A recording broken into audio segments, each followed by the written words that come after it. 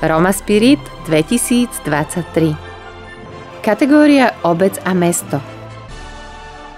Obec Bystré. Obec sa dlhodobo aktívne venuje desegregácii a začleňovaniu Rómov. Pre zlepšenie životných podmienok obyvateľov v prospech príkladného spolužitia a taktiež na obnovenie a rozvoj obce, obec aktívne a efektívne využíva všetky dostupné zdroje a projekty. Vieme dobre, že sú rôzne predsudky, ktoré sa ťažko búrajú. To nie iba v našej obci, ale po celom Slovensku. Obec sa snaží, aby sme zapájali tých našich spoluobčanov rómskych aj do fungovania, aj do budovania obce.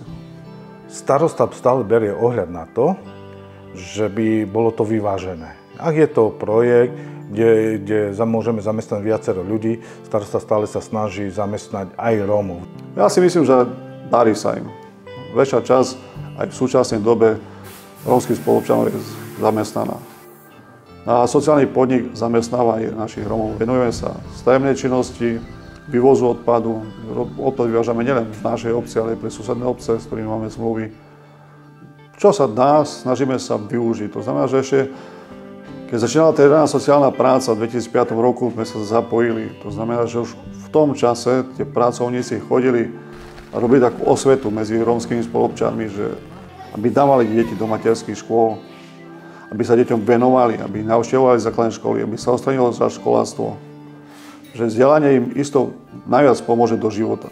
Pracujem ako pedagogický asistent, venujem sa deťom pri samoobslužných činnostiach, pri vytváraní nejakých pomôcok. Najprv sme rozšírili a modernizovali základnú školu, zvýšila sa kapacita školy.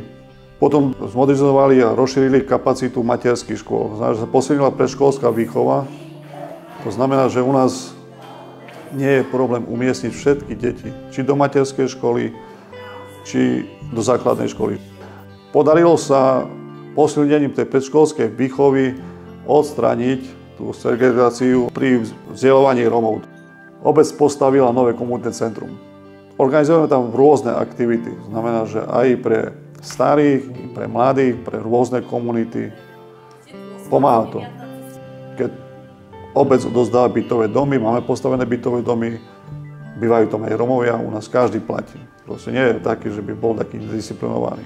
Držíme sa hesla, aby sa obci dobre a spokojne žilo. To znamená, že obec sa snaží, aby sa zlepšilo to, aby som životné podmienky v obci, aby sa občania nebali o svoju bezpečnosť, aby z obce neutekali, proste mladí neodchádzali, aby sa tu usadzali, alebo proste, dá sa povedať, aby sa občanom dobre žilo.